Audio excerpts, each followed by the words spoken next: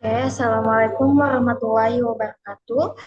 Jadi pada kesempatan kali ini kami akan membedah sebuah artikel empiris berjudul Does Heuristic of Bias Matter for Long and Short-Term Investment Decision Making during the COVID-19 Pandemic pada tahun 2023. Jurnal jurnal ini dipublikasikan pada tahun 2023 dalam Journal of Indonesian Economy and Business dan ditulis oleh Wahyu Febri Ramadan Sudirman, Muhammad Ihsan Alif, dan Anggun Pratiwi.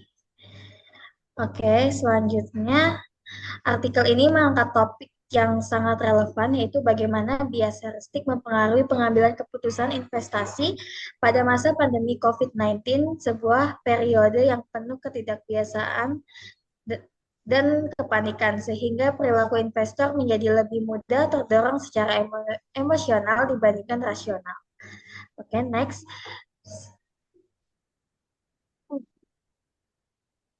Selanjutnya, sebelumnya ini 20, 23, 10, 40 beserta teman-teman saya, Ade Novita, Alicia Rasti, dan Fatma Pasha.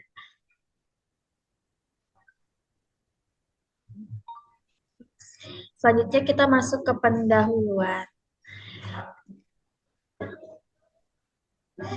Jadi pendahuluan ini dilatar belakangi dengan keuangan tradisional tidak dapat sepenuhnya menjelaskan perilaku investor di pasar modal. Investor cenderung menggunakan heuristik saat mengambil keputusan investasi karena keterbatasan kognitif manusia. Sebagaimana dijelaskan dalam teori rasionalitas terbatas, terutama selama pandemi COVID-19, investor menunjukkan perilaku yang tidak rasional akibat tingginya ketidakpastian dan kepanikan yang ditimbulkan oleh pandemi. Fenomena ini hanya dapat dijelaskan melalui pendekatan keuangan perilaku.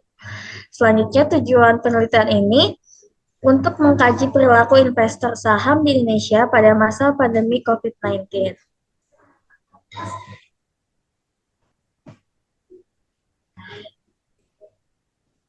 Selanjutnya masuk ke riset GAP.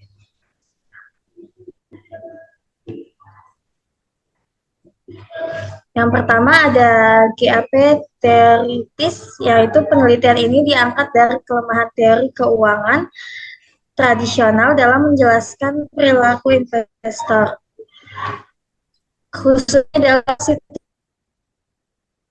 COVID-19. Teori keuangan tradisional mengasumsikan bahwa investor selalu rasional. Namun kenyataannya menunjukkan adanya keterbatasan rasionalitas dalam pengambilan keputusan. Yang kedua ada GAP metodologi. Nah, penelitian ini menggunakan pendekatan partial least square. Nah, ini structural equation modeling dengan multi group analysis untuk menguji efek modernisasi untuk investasi. Ini adalah pendekatan yang relatif jarang digunakan dalam konteks penelitian ini. Nah, yang ketiga ada GAP empiris. Nah, penelitian ini sebelumnya hanya menguji pengaruh langsung dari bias heuristik terhadap keputusan investasi tanpa mempertimbangkan variabel moderator seperti horizon investasi jangka panjang maupun jangka pendeknya. Selanjutnya masuk ke teori. Yang pertama ada teori Bennett rationality, menjelaskan bahwa orang tidak membuat keputusan rasional karena keterbatasan informasi yang dimiliki, keterbatasan pemikiran kognitif, dan keterbatasan waktu yang dimiliki untuk mengambil keputusan rasional. Sehingga investor sendiri yang ingin mengambil keputusan optimal hanya akan terbatas untuk mengambil keputusan yang memuaskan dalam situasi yang kompleks karena keterbatasan kognitifnya. Menurut Simon pada tahun 1955. Untuk teori yang kedua yaitu teori behavioral finance untuk menjelaskan keputusan investasi yang tidak rasional, khususnya karena Heuristik bias ini dalam kondisi yang tidak pasti, investor cenderung menggunakan pendekatan rules of thumb. Oke, selanjutnya akan dilanjutkan oleh teman saya.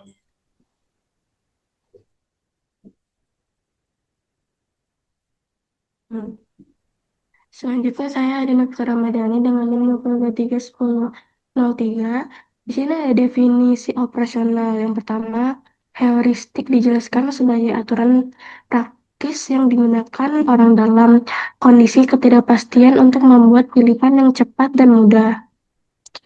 Memperkenalkan tiga teorik yang dapat digunakan oleh investor dalam pengambil keputusan, khususnya bias representativitas yaitu bias kognitif, di mana orang itu cenderung membuat penilaian atau keputusan berdasarkan seberapa baik suatu peristiwa atau situasi tampak sesuai dengan prototipe atau stereotip tertentu. Nah, yang kedua ini keputusan investasi itu didasarkan pada sejumlah faktor, termasuk pangsa pasar dan potensi perusahaan saat ini. Nah, teknologi yang digunakan oleh perusahaan dan menciptakan nilai selama periode penutupan. Yang ketiga, cakrawala investasi adalah periode waktu yang direncanakan seseorang untuk menginvestasikan uangnya. Teori klasik menyatakan bahwa ketika horizontal investasi meningkat, maka resiko investasinya akan berkurang. Jadi pada saat itu diverifikasi terjadi. Next. Di sini ada model penelitian. Nah, di dalam penelitian bertema COVID-19, variabel X bias perilaku bisa dijelaskan. eh, yang pertama ada representatif bias atau RB. Jadi selama COVID-19, banyak investor itu tuh menilai saham hanya berdasarkan pola lama atau kejadian sebelumnya.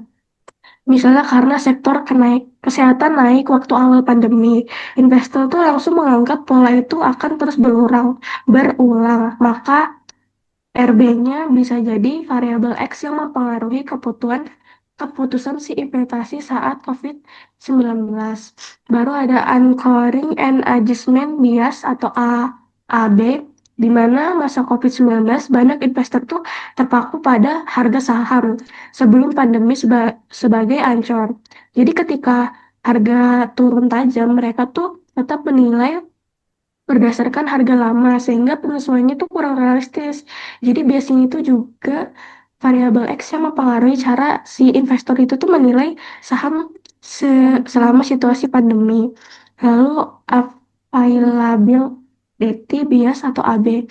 Nah, di selama pandemi berita tentang COVID-19 ini kan pasti sangat mudah diakses dan sangat intens. Jadi investor tuh akhirnya membuat keputusan berdasarkan informasi yang paling sering muncul. Misalnya berita tentang kenaikan kasus, vaksin baru, lockdown, bukan analisis mendalam. Nah, itu juga variabel X karena availability bias meningkat saat informasi COVID-19 itu membanjiri media. Nah, untuk variabel Y, dependent, itu investment decision making atau IDM. Nah, variabel Y ini adalah gimana si investor itu membuat keputusan selama COVID-19. Apakah mereka menjadi lebih panik, lebih berhati-hati, atau justru lebih spekulatif karena pengaruh bias-bias tadi. Nah, contohnya, jadi saat kasus COVID meningkat, investor tuh pasti bakal panik dan langsung menjual sahamnya. Nah, terus ada saat berita vaksin, di mana investor tuh pasti langsung membeli tanpa analisis mendalam. Jadi semua perubahan perilaku ini masuk ke variabel Y, atau bisa dibilang keputusan investasi. Jadi variabel X itu RB, AAB, dan AB. Dan variabel Y ini IDM, yaitu gimana si investor ini mengambil keputusan selama pandemi itu terjadi. Next. Untuk hipotesis H1 bias representatif memiliki efektif positif pada pengambilan keputusan investasi yang irasional. H2 bias anchoring dan penyesuaian memiliki efek positif pada pengambil keputusan investasi yang irasional. H3 bias ketersediaan memiliki efek positif pada pengambilan keputusan investasi yang irasional. H4A dampak bias representatia Vitas terhadap pengambilan keputusan investasi yang irasional akan berkurang ketika investor itu memilih investor jangka panjang daripada investasi jangka pendek. H4B itu dampak bias anchoring terhadap pengambilan keputusan investasi yang irasional akan berkurang ketika investor itu tuh memilih investasi jangka panjang daripada investasi jangka pendek.